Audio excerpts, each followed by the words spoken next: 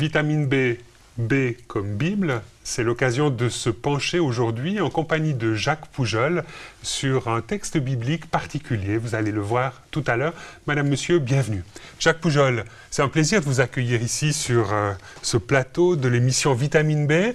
Alors, nous allons parler, en lien avec votre livre « L'équilibre psychologique du chrétien », du thème « La joie d'aimer Dieu ». Alors, finalement, lorsqu'on regarde les humains autour de nous, ils ont toutes sortes de sentiments par rapport à Dieu, et la joie n'est pas toujours de mise. Je pense qu'on pourrait dire deux sentiments qui vont à part pair, je dirais, c'est la crainte et le désir. Ils ont à la fois le désir de connaître Dieu, même sans savoir trop qui il est, je dirais, mais en même temps la crainte de se découvrir eux par rapport à lui, de découvrir des exigences, je ne sais pas. Mais il y a ces deux sentiments liés, peur et crainte. Alors, dans le cadre de votre livre, vous nous emmenez à une réflexion sur la manière d'aimer Dieu à partir d'un texte du Cantique des Cantiques que nous allons lire maintenant. Comme un pommier au milieu des arbres de la forêt, tel est mon bien-aimé parmi les jeunes hommes. À son ombre, j'ai désiré m'asseoir, et son fruit est doux à mon palais.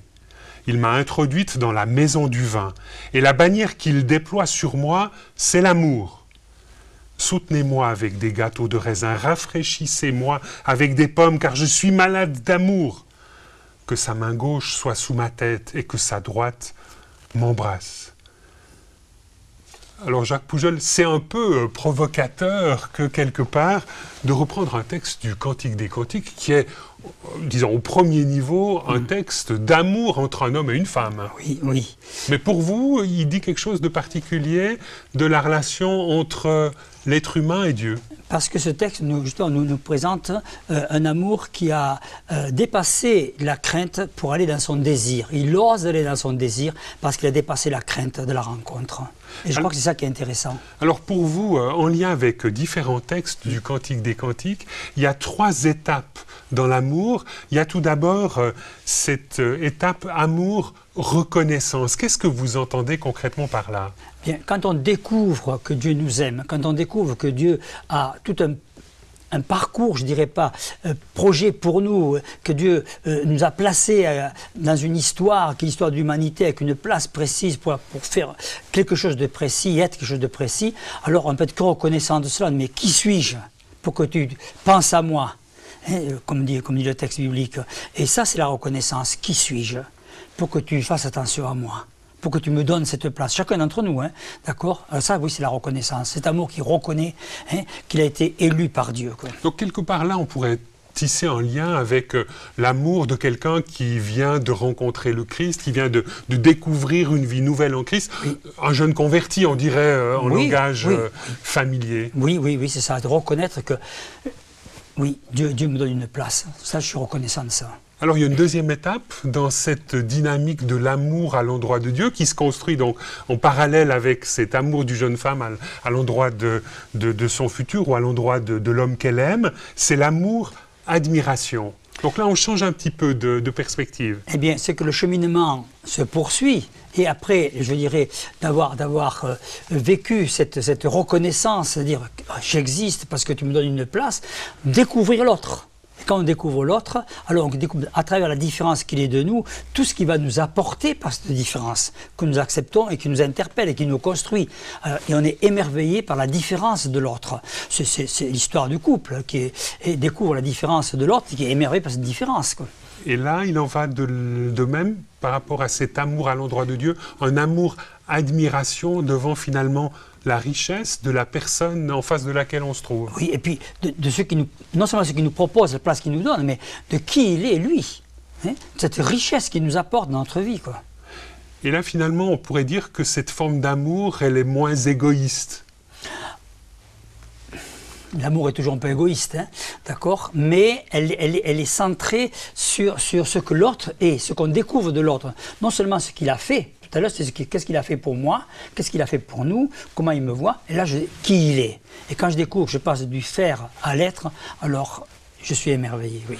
Alors dans ces étapes qui permettent aux croyants d'aimer Dieu toujours davantage, il y en a une troisième, c'est celle que vous appelez l'amour parfait. Alors en quoi consiste cette perfection de l'amour à l'endroit de Dieu? Alors c'est pas que c'est l'amour sans ombre et sans lumière, c'est de découvrir que tu es, et parce que tu es, je suis. C'est pas seulement découvrir l'autre, mais c'est passer à ce stade, tu es, et parce que tu es, je suis. Et là, c'est déjà encore autre chose, quoi. Donc, je me pose plus de questions, tu es. Et parce que tu es, je suis, quoi. De manière un petit peu concrète, ça veut dire aussi que lorsque dans notre vie, on passe par des tempêtes, par des difficultés, par des moments vraiment délicats, de crise peut-être, cette présence de Dieu, cet amour de Dieu demeure toujours dans notre vie. Oui, alors, il demeure comme une certitude. Hein. Ici, l'amour n'est pas un sentiment, hein. C'est la certitude que Dieu est. Et quoi qu'il m'arrive, où fuirai-je de ta face, où irai-je loin de toi, quoi qu'il m'arrive, il est là. Même si je ne comprends pas ce que je vis, comme Job ne comprend pas, mais il dit, hein, tu es. Voilà. En tant que chrétien lambda, c'est important de prendre conscience dans ma vie de ces trois étapes, dans ma manière d'aimer Dieu. Je crois que c'est important, oui. Je crois que ça fait partie... Qu'est-ce que ça apporte concrètement? Ça nous structure de l'intérieur. Ça nous permet de trouver notre vraie dimension. Maintenant, il faut parler de ceux qui nous empêchent d'entrer dans ces dimensions-là, qui souvent sont... Oui, parce qu'on pourrait imaginer, en tout cas certaines personnes sont peut-être bloquées dans cette dimension d'amour-reconnaissance, où finalement elles ont besoin de voir Dieu à l'œuvre dans leur vie de manière constante pour lui renouveler leur amour. Alors là, on va aller du côté un peu psychologique. C'est parce que je suis resté bloqué au niveau psychologique dans un amour que l'autre doit faire pour que je comprenne qu'il m'aime, que je vais rester au niveau spirituel de ce type d'amour-là. Demander à Dieu de faire pour me dire qu'il aime.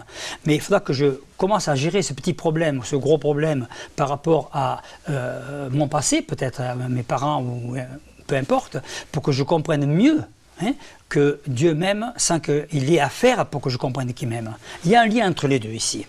Et là, si quelqu'un se découvrait bloqué à cet amour reconnaissance, comment est-ce que je parviens à entrer dans cet amour plus admiration à l'endroit de Dieu ou de cet amour plus parfait dont vous parlez? Alors, je crois qu'il faut comprendre que Dieu est un Dieu de justice, ici.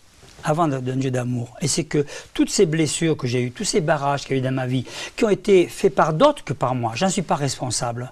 Et que cette responsabilité, je dois la rendre à ceux qui m'ont mis ces entraves, volontairement ou non, dans ma vie, pour pouvoir me libérer de ça, pour pouvoir accéder à l'amour de Dieu. Donc là, il y a un travail de guérison intérieure à effectuer. Oui, d'évolution intérieure, oui. Passer à la justice de Dieu. C'est d'abord la justice de Dieu en moi qui va m'amener à l'amour de Dieu. J'ai besoin de comprendre que Dieu est juste. Parce qu'il me dit que je suis victime, parce qu'il me dit que c'est pas de ma responsabilité d'avoir été blessé, enfant ou autre, hein, et que je peux accéder à son amour après, quoi. Alors, première étape, cet amour-reconnaissance, donc qui est dépendant du faire de Dieu à mon endroit. On passe à cet amour-admiration. Quand je suis finalement toujours dans cette dynamique d'amour-admiration et que je reste un peu, peut-être, bloqué là, comment est-ce que je parviens à l'amour parfait dont vous parlez? Je pense qu'il y a l'âge. Il y a l'âge, d'accord. Les cheveux blancs, ça aide. Ça aide.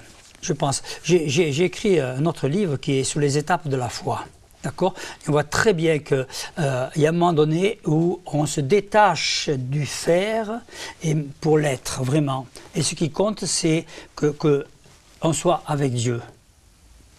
Que c'est l'être qui compte. Je crois que là, je joue un rôle, comme il joue dans notre vie psychologique. Il y a un moment où on passe de faire à être dans la vie. Mais c'est pareil au niveau spirituel. Et là, finalement, si j'étais trop toujours dans cette dynamique de l'amour-admiration à l'endroit de Dieu et que j'avais peut-être à passer dans un amour plus marqué par l'être, par finalement une certaine sérénité face à Dieu, comment est-ce que je parviens? Alors bon, vous le disiez, il y a les ans, il y a le temps qui passe, mais est-ce qu'il y a peut-être d'autres choses à mettre en œuvre pour quelque part entrer dans davantage de sérénité face à Dieu? Alors, lâcher prise. Lâcher prise. Lâcher prise. À un moment donné, on sait que notre vie, quand on est plus âgé, notre vie est un petit peu derrière nous. et que ce qui n'a pas été fait ne sera pas fait, qu'est-ce que je dois faire maintenant? Qu'est-ce que je dois être aujourd'hui?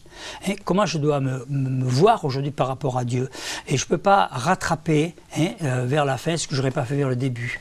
D'accord? Je crois qu'il y a un lâcher-prise à faire, dire, Seigneur, voilà, maintenant j'ai envie de te connaître, j'ai envie de construire l'intérieur de la maison et pas seulement ce qui est visible à l'extérieur de la muraille, je dirais. Est-ce que ces 3 étapes dans la manière d'aimer Dieu caractérisent aussi votre parcours de vie? Oui, je crois que c'est... Il y a un lien entre le parcours de vie physique, psychologique et spirituel. Même s'il y a un décalage un petit peu entre les 3, il y a vraiment un lien entre les 3. L'être humain étant une totalité, mais il vit dans 3 dimensions à la fois, mais un. Et vous savez que le mot « un » en hébreu veut dire plusieurs. Donc quand nous sommes un, nous, dans ton langage à nous, le un, c'est unicité. C'est une seule personne, une seule ligne. Un est pluriel. Dieu est un, et pourtant il est trinitaire. Vous-même, Jacques Poujol, aujourd'hui, dans votre relation à Dieu, vous êtes vraiment dans cette dynamique de l'amour parfait? Alors, il faut comprendre le mot parfait, et c'est pas qu'on est parfait, d'accord? Mais de vouloir cette réconciliation, toutes les parties de moi-même, oui, j'aimerais ça. Donc finalement, vous êtes davantage à travailler, comme vous le disiez de manière jolie tout à l'heure, l'intérieur de la maison. Oui. Et ça consiste en quoi, ce travail de l'intérieur de la maison? D'aller à ce qui est essentiel, ce qui est le cœur même de la vie, c'est-à-dire l'amour. Et là, c'est quelque chose aujourd'hui que vous pouvez habiter de manière pleine et entière. Je dis qu'on essaye. Vous essayez? On essaye. Comment est-ce qu'on fait pour, quelque part, essayer peut-être de permettre à cet amour de Dieu en nous de davantage se développer? De le voir chez les autres, de le découvrir chez l'autre, de voir que l'autre est aussi du même tissu que moi. Il est tissu dans les 2 sens du terme, issu et tissu. Ici, qu'il est lui aussi capable d'aimer, porteur d'amour, que j'ai envie de le découvrir, que ça me fait du bien, l'amour qu'il a pour lui, qu'il a pour les autres. Et j'ai envie de découvrir cet amour chez les autres. Jacques Poujol, merci beaucoup de nous avoir emmenés sur cette réflexion autour de la joie d'aimer Dieu, en lien avec l'un des chapitres de votre livre qui s'intitule « L'équilibre psychologique du chrétien » et qui est paru aux éditions Empreinte Temps Présent. Madame, Monsieur, au revoir et à bientôt.